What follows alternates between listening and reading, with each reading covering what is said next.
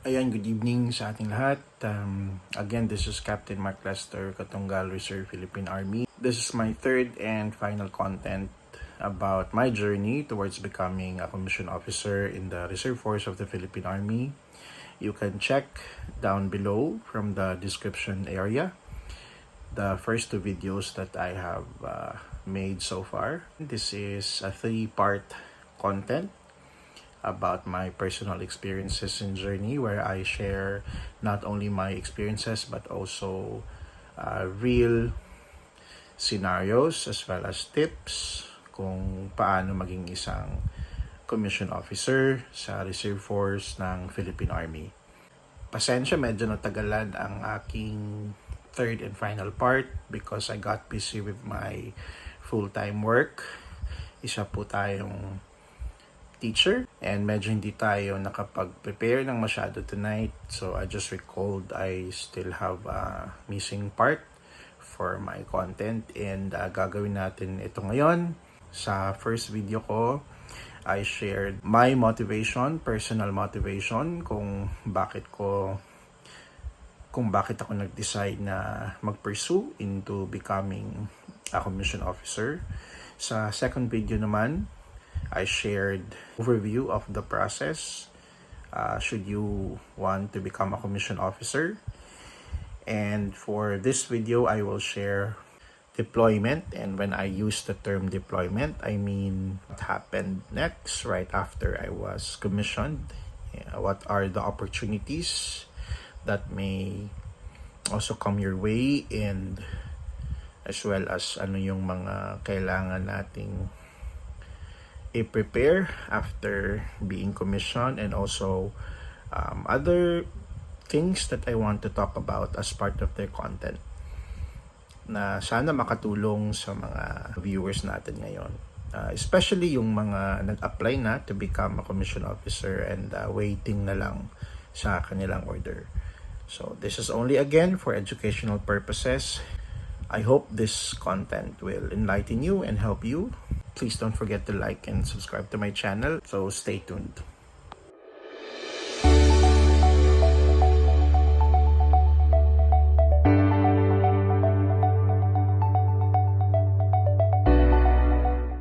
Ayan, so medyo hindi tayo nakapag-prepare ngayon. Medyo tinatamad ako. I'm actually tired. But ito tayo ngayon. Gusto ko itong tapusin, itong 3-part content na ito na sana makatulong sa ating mga viewers ngayon. So, before anything else, share ko lang.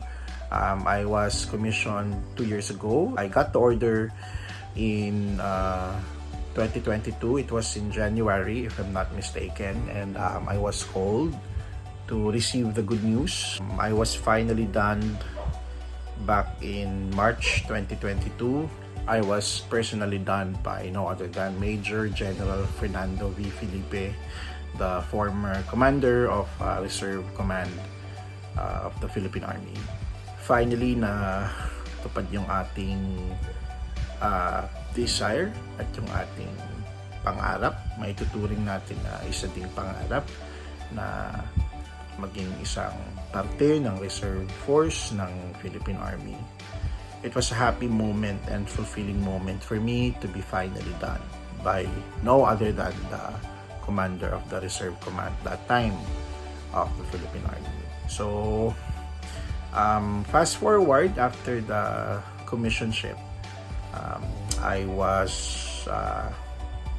designated to become part of the training staff of the Reserve Officer Training Corps unit sa school where I am currently teaching, where I am currently employed, and I served as one of the tactical officers of the unit last year.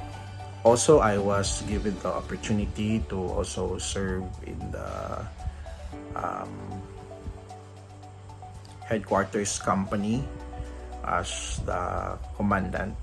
Other opportunities also include trainings and seminars, and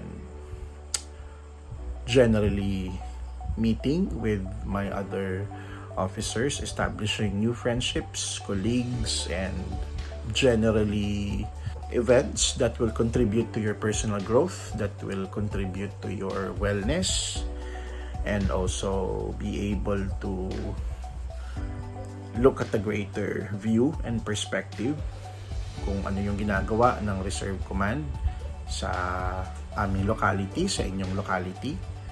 So, it was a fulfilling moment. Generally, it has really been a learning experience. There are things though that I would have wanted to happen on top of these learning experiences and opportunities.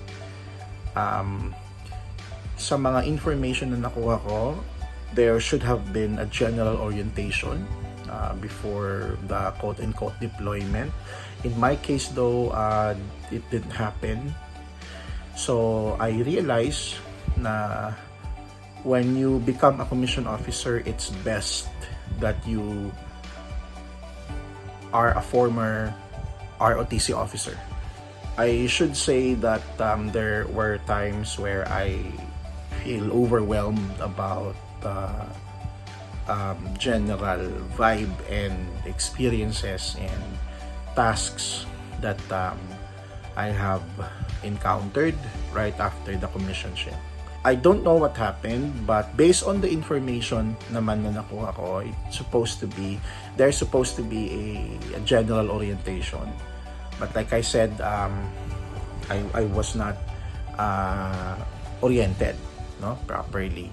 I feel like general orientation would have been necessary and essential to fully understand my role and etc. But regardless or anyway, I'm very lucky to have been blessed with colleagues naman and friends and even bloggers na reservist whom I interacted with online. They have been very helpful to me and I'm doing the same right now. Another thing that I also wish to share is if you are a teacher or if you are currently working, including weekends, medyo mahihirapan tayo kasi if you become a member in the Ready Reserve, medyo kailangan natin na maging active sa mga events din. So usually that falls every Saturday. There are times when events also get to be scheduled every Sunday. So medyo kailangan natin na mag-participate and really attend to the events. Kaya nga tinatawag ang mga reservists na weekend soldiers.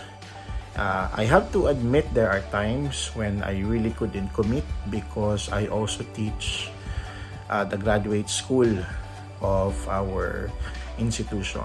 So classes in the master's program are usually scheduled every weekend. So there are times when I really cannot commit. So minsan nahihirapan ako sa scheduling. As much as I want to be active and really share my time and really learn from seminars, workshops, gatherings, and etc. There are really times when I couldn't give up my schedule from my full-time job. Ito medyo sensitive tong i-share ko, no? I'm not trying to stir up anything nor trying to provoke anything. Pero I will share it because I think this is an important call for everyone, especially if you come from the LGBT spectrum. Medyo hindi ganoon ka-welcome ang ibang sektor or ang ibang tao sa ating paligid. I have received jokes about it. Maybe understandable because ang Army naman kahit sa worldwide view, ang general perception kasi it is a male-dominated job. But lingid sa kalaman ng marami, sensitive actually ang Philippine Army sa respect and gender ng isang tao.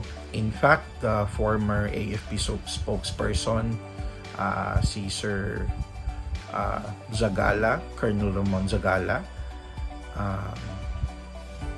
in one of his interviews, he specifically noted that case na hindi parte sa pananaw ng Philippine Army na mambuli ng isang tao who happens to be in the group of what we label as LGBT and etc. Unfortunately, I have experienced discriminations right after I was commissioned. Sadly, may mga tao within the group, within the organization, na medyo hindi ganoon ka-open or hindi tolerant or accepting sa mga ganitong bagay. Like I said, I'm not stirring up any criticism or story or tension regarding this one. I never associated this event naman generally against the organization because I believe in the organization. I fully support the organization, and unfortunately, I would regard this event as an isolated case. So kahit naman siguro outside the quote-unquote army, kahit naman sa ibang industry, kahit sa ibang sektor, there will always be cases wherein we do not feel welcome, wherein some people will put some judgments on our surface or on ourselves against us.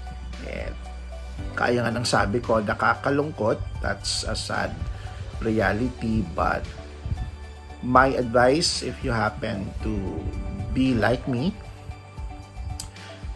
focus again on your motivation kung bakit ka sumali sa organization. Remember that we are doing this for voluntary work. We're not doing this for them. So remind yourself that you are commissioned because you are qualified. Their judgments will never be able to diminish that. Finally, I would say that it's also essential that you take personal research, continue to learn, read current events, and continue to hone your knowledge and your skills, kasi role model kasi dapat ang isang officer. So kailangan na we also keep up with the trends. Finally, I would suggest that you continue to learn and continue to open yourself for other opportunities in the Reserve Force of the Philippine Army. May mga exciting trainings po, may mga exciting events. You get to again work with other officers. In my experience, my seniors have been very kind, very professional, and very helpful to me. At sana pag naging commissioned officer din kayo, you also do the same with your juniors and you learn from your seniors, and we project an ideal, an inspirational image for the public, for the community, because sa akin lang, I don't feel like the public generally parang understands the function and the role of reserve command in our country. So it's very important to educate as well. And if you can, you also maybe make your own contents about this one, sharing your experiences, and I believe it's one of the best channels for us to learn, and that is to share. So I hope naging enlightening ang content na ito. Kung may mga gusto kayong malaman o ma-discover or content na gusto nyo na gawan natin ng video, please comment it and I will try to make a content about it. Again, this is Captain Mark Lester Katunggal Reserve Philippine Army. Sana po nakatulong itong ating content, no? Pasensya na po, medyo pagod talaga ako today. I'm not sure if the flow of my content of this video is clear enough, but I hope it did help you in some way or enlighten you in some way. God bless po sa ating lahat. Mabuhay tayong lahat. May God continue to guide and bless us all. You can share this video or hit like and subscribe to my channel. Take care po and salamat.